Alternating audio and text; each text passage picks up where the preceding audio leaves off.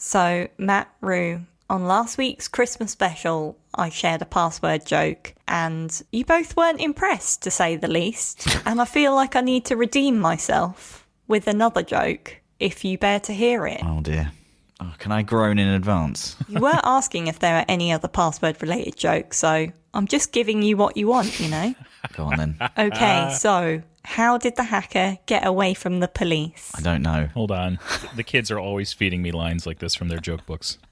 No, I don't have it. Go ahead. They ransomware. God. Can I vote for that being in the soundboard as well? Just that noise. Just my groan.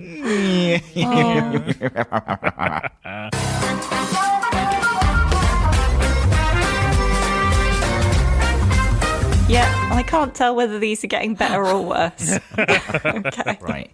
I feel like this is the episode for the Watchtower Awards, and we need one for longest intro to a podcast that gets cut. And I think it's this. It probably is, yeah. All right, so this is our special episode, one of 3 special episodes. This is the Watchtower Awards. So we're going to go over some of the worst data breaches and some of the best technology moments. Who knows what's in store for us?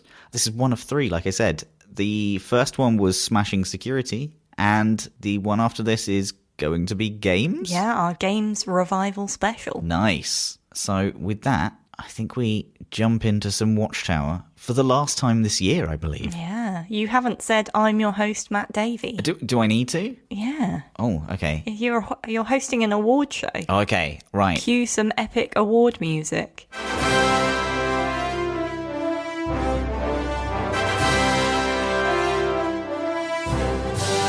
So, Watchtower Awards 2021. Woohoo! I can't believe it's the end of 2021 already, actually.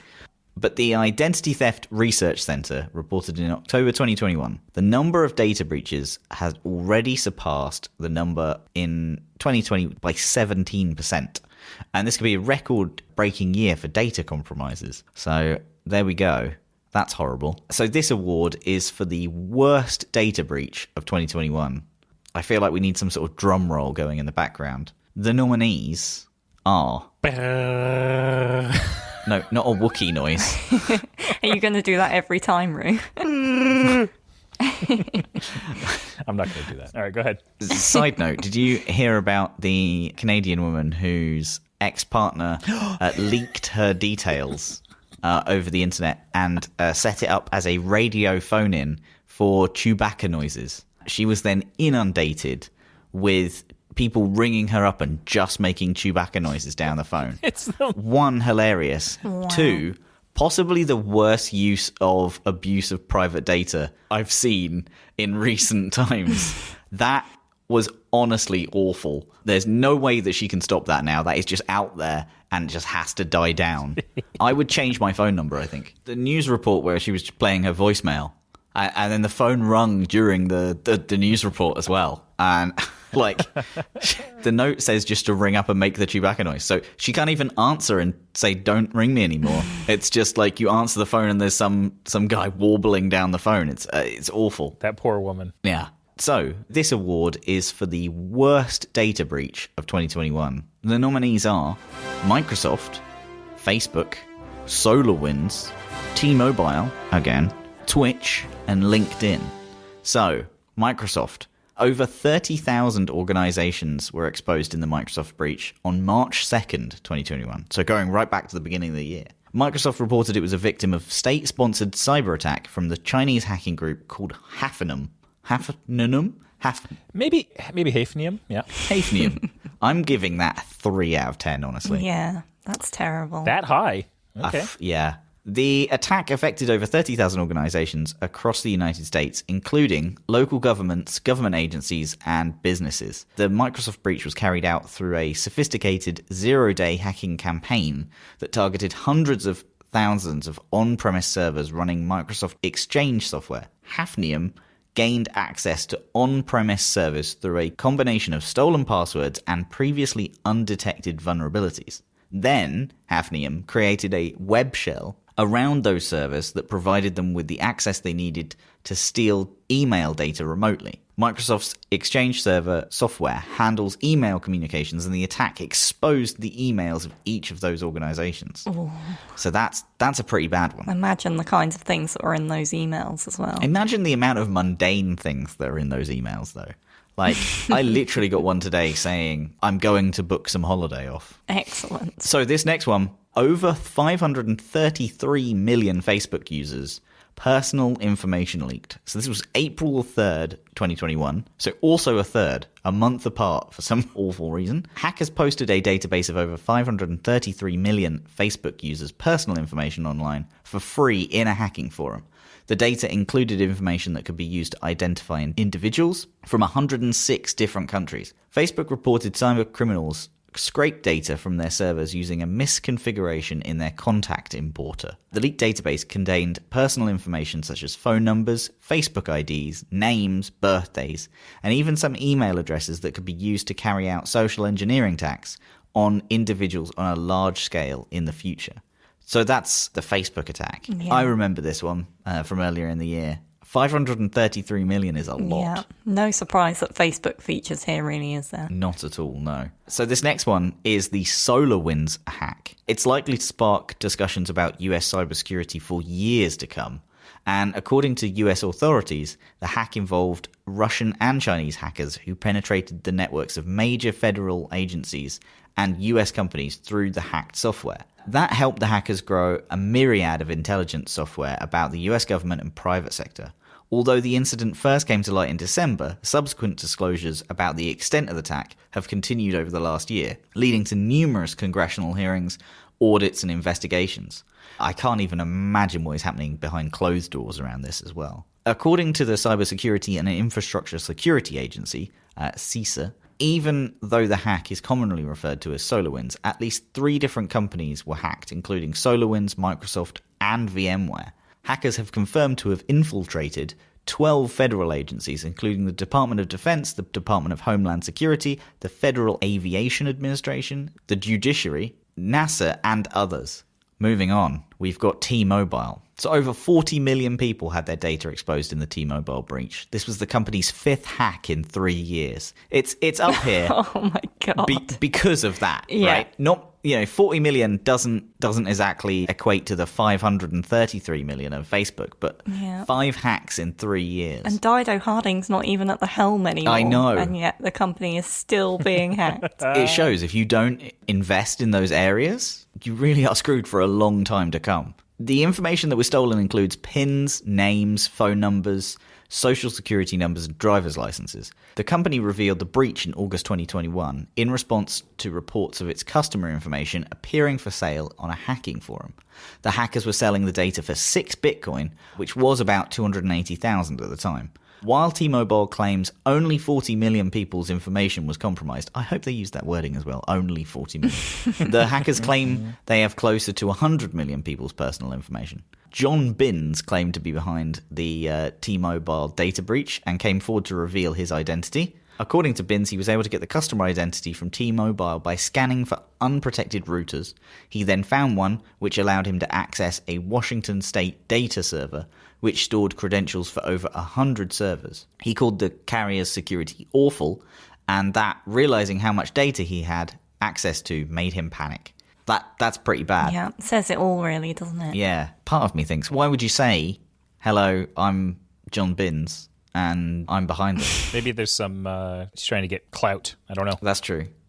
Mr. Binns. It's not a great name, is it? We're not rating people's names now, but... No, don't do that. So 7 million customers were impacted in the Twitch data breach. Twitch, an Amazon-owned company, suffered a data breach of almost its entire code base. That's why this is up here, entire code base. The exact impact of the incidents hadn't been confirmed, but given its depth of compromise, it had the potential of impacting all of Twitch's users. 125 gigabytes of sensitive data was posted via torrent leak on the anonymous 4chan website. Sensitive data leaks included the entirety of Twitch's source code, 3 years of payout reports for high-profile creators, code related to the proprietary SDKs and internal AWS services used by Twitch, and the identity of an unreleased Steam competitor from Amazon Game Studios' Vapor. The security vulnerability that made the breach possible was a server configuration change permitting unauthorized access by third parties. Oof, that's not a good setup to have, right? Yeah, I think the payout reports and the salaries of high-profile creators, that was the thing that made this one stand out for me. My goodness. Yeah, it's not great information to get out there. No, exactly. So, the last one, the last nomination. Professional networking giant LinkedIn saw data associated with 7 million of its users posted on a dark web forum in June 2021, impacting more than 90% of its user base. A hacker going by the moniker of God User used data scraping techniques by exploiting the site's and others' API before dumping a first information set of around 500 million customers, then followed up with a boast saying they were selling the full 700 million customers database. While LinkedIn argued that no sensitive data, private information was exposed, the incident was a violation of its terms of service rather than a data breach. A scraped data sample posted by God User contained information including email address, phone numbers, geolocation records, genders, and other social media details, which would give malicious actors plenty of data to kind of craft convincing social engineering attacks in the wake of the leak. I think this one's bad just from the fact of they're saying it's a terms of service breach rather than a true kind of data theft. Regardless of the methods, information was stolen. And 700 million users. Of 700 million, yeah, you're right.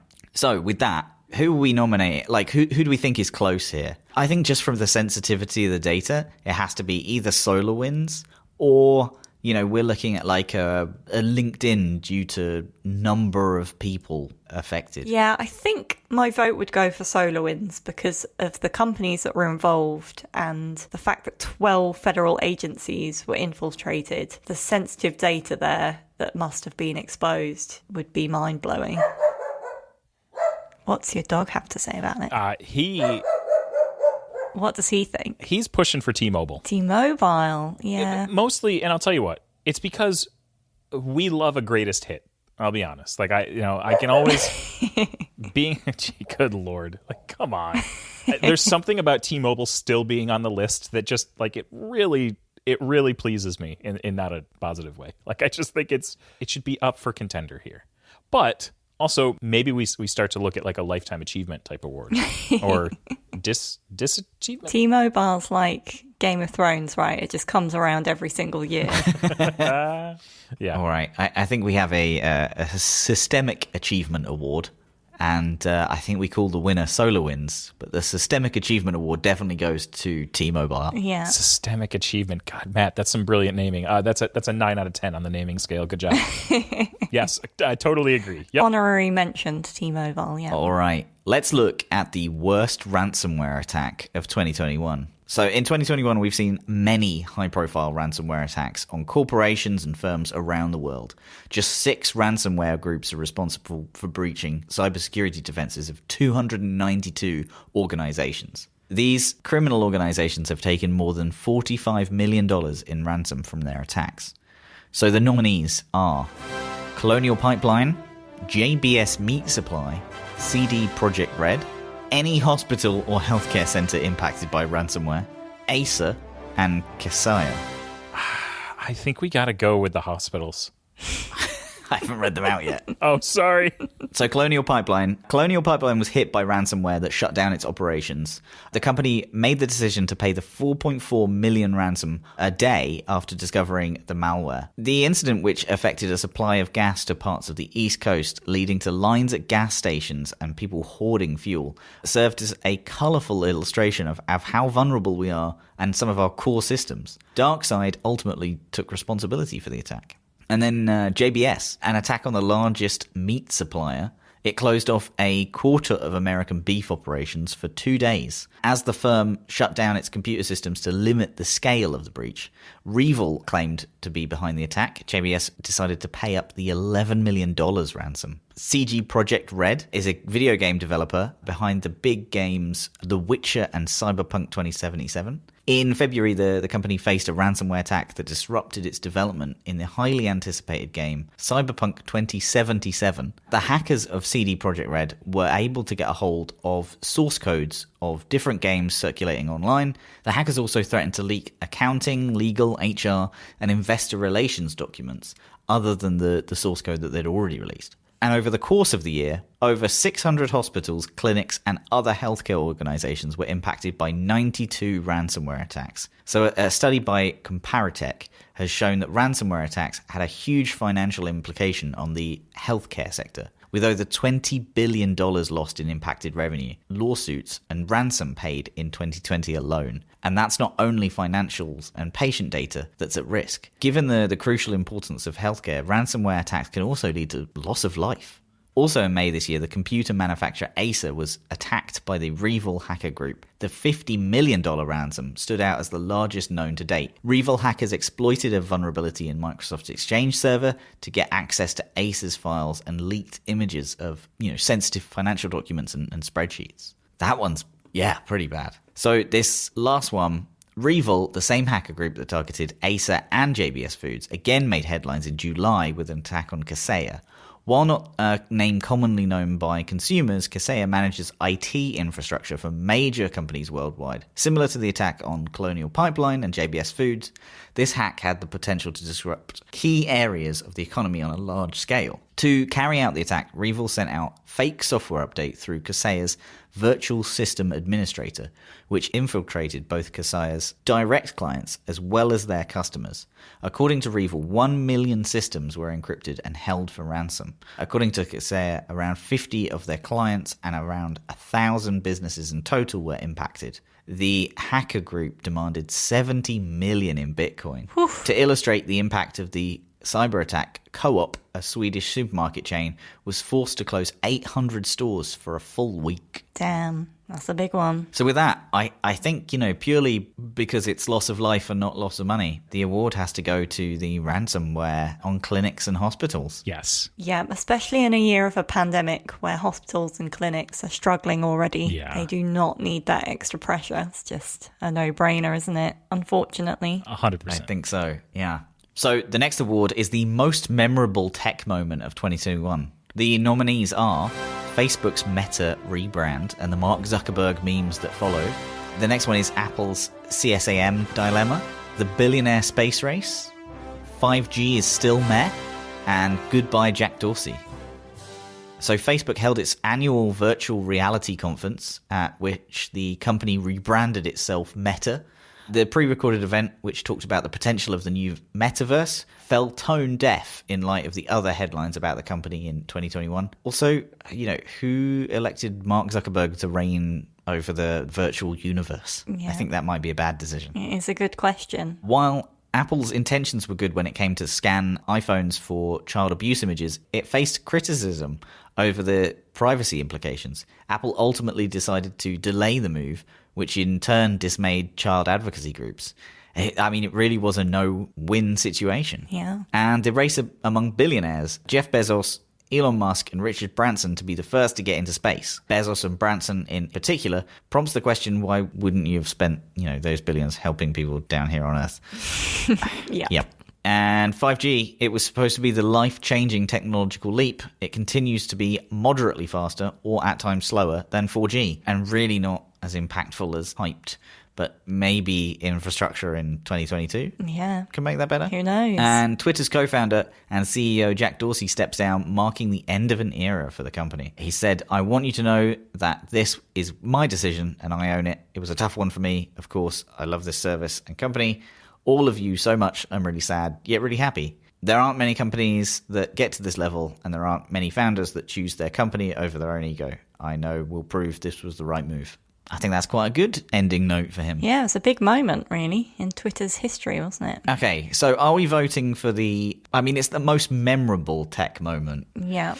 I think it has to be the billionaire space race because I hate all of it. We're going through some things down here on Earth, And I don't think this is the time that we should be sending William Shatner into space. Can't they spend all those billions that they're trying to use to get into space on solving climate change? Doesn't that just seem like the most logical approach? How many of those billions could you have spent just getting everyone in the world a vaccine? Yeah. And then maybe stopping any of the other variants that crop up, right? Like that would have been a really good way to spend that money. Wow, all these winners are a little bit sad, aren't they?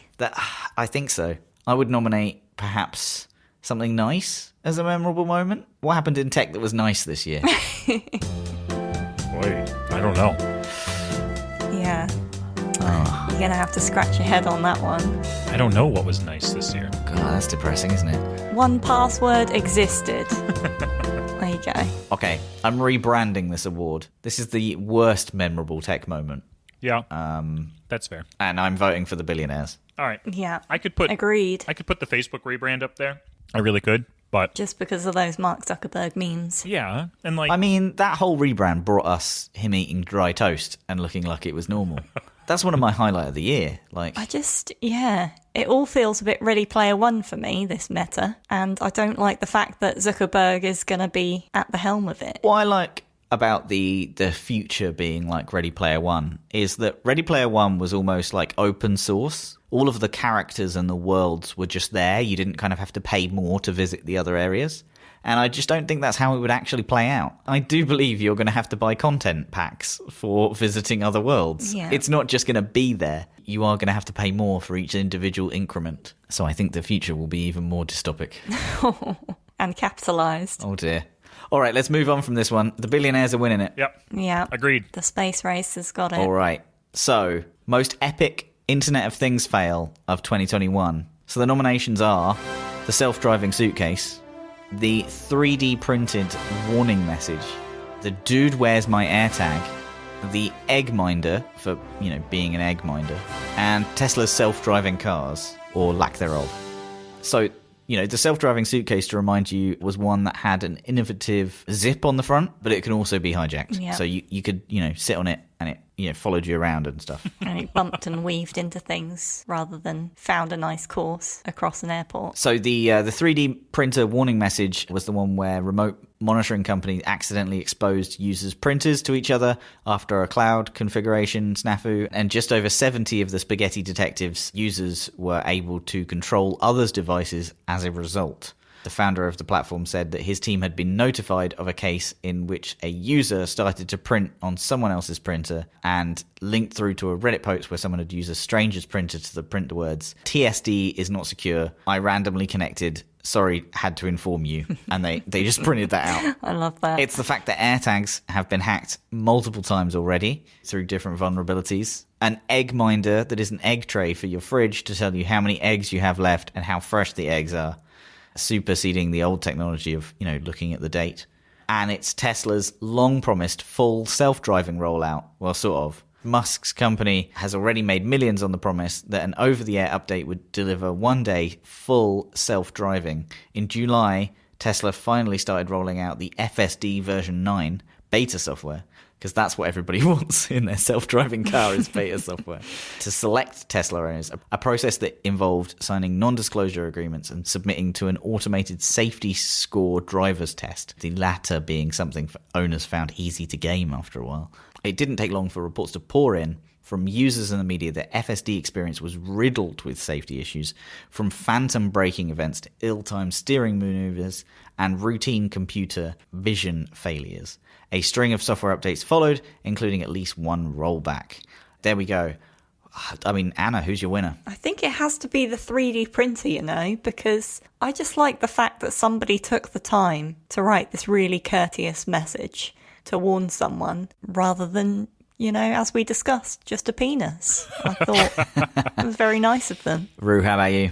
It's got to be the Tesla. It really does. The videos of this were so jarring because it was so terrible. I almost couldn't believe it. Just the way that the car steers in self-driving mode is just like it just like yanks you from one place to the next. Like there's no smooth steering. It's just like, whoa, I guess we're going over here. Stopping in the middle of the road, in the middle of intersections. It's a pretty big fail as well, because the potential to do harm here is pretty huge, right? Yes. So here's how I was looking at this one. Those are both companies that have good products and are trying hard. The egg minder is useless.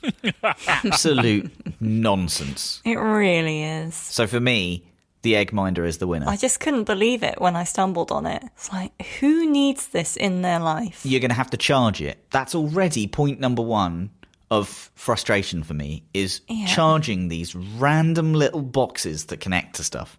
All right, I think we're going to have 3 winners on that one. A 3-way tie. A 3-way tie? Yeah. Let's do it. Excellent. So the next award is kind of, self-congratulatory, but it's the best or most iconic random but memorable moment in 2021. Yeah. So, I would be interested to hear your suggestions for this one as well, if you have any. and of course, if you have a suggestion, either tweet it in or include it in a review on iTunes. Yeah, an end-of-year review. If you've loved the show this year, that'd be good. Rue loves to read through all the reviews and find out that your favourite moment was him messing up in some way or not being able to play the game. Yeah. And with that, iconic moment number 1, the time Rue scored 0 in Play Your Passwords Right. It's not okay. It was It's not okay. I mean, everyone loves that moment. It's got to be up there. Yeah, I suppose. the time Matt couldn't say algorithm, which I can now say because Hey, first time that time. someone tweeted me and said, say Al Gore and then rhythm. It sounds so simple when you put it like that, doesn't it? And now every time in my head I see Al Gore just doing a little dance. I like that. It was the time Anna admitted to watching 27 hours of YouTube in a single week. Yeah. I have been trying to work on that since, all right? It's the time Matt didn't wish Anna a happy birthday. Oh, sorry, Anna. Yeah, I'm still bitter. I probably told you that in person, though. I think you did come round, drop some presents round. But Yeah. It was all the times we said I love you, and either people loved or hated it. That was one of the things that we got in the survey. An equal number of people both love and hate it. it's a Marmite moment. And sometimes when I'm leaving a meeting just after the phone call that we have to record the podcast, I will say, love you. I've done it twice, and it felt awful both times. It was like calling the teacher mum. And lastly, it's all the times Rue dropped out of a recording to go to the toilet or to get a snack that no one will ever hear. Okay, stop it. Did this get added just a few minutes ago when I left to go to the bathroom for a moment? Or No, this was here the whole time. oh no, that makes it worse. I didn't know that this was a thing I have a record of, and I don't like learning this about myself.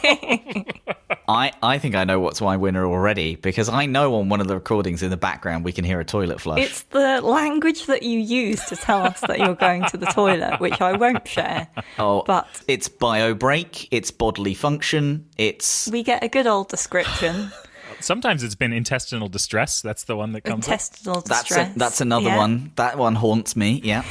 I think that would be my winner, you know? No, I think it has to be the I love you, because it's a little bit of all of us, okay? I don't want to reward any one of us individually. I feel like it should be something that embodies the entire show. Okay. All right, that sounds good. I like that as our winner. Okay, so the final thoughts for the year. We want to say thank you for all your support in 2021. If you want to get in touch with the show, you can send us an email at podcast@onepassword.com. I know we've had an absolutely great time reading all of your messages that you send through. They really do make it to us. We do read every email. We do. And, use the OnePassword, ask OnePassword hashtag on Twitter. We try and read all those too. If you've loved the show this year, please consider leaving a review. It helps us understand what you want to see more of. And it's just great to know that, people are listening. Yes, they really do help the show get seen and heard by more people. So any review you could leave, whether that's going to be your favourite random but memorable moment or just any thoughts you have on the show, as Matt said, we love reading them. So we would really, really appreciate it. So the weird thing to end the show on this week is there's no game. But join us next week for our full game revival special. Yes. Tune in to see if Rue can finally beat Play Your Passwords Right. Ooh. And because people love or hate it so much, we should say, I love you both. Love you both. Oh, I love you too. Bye-bye.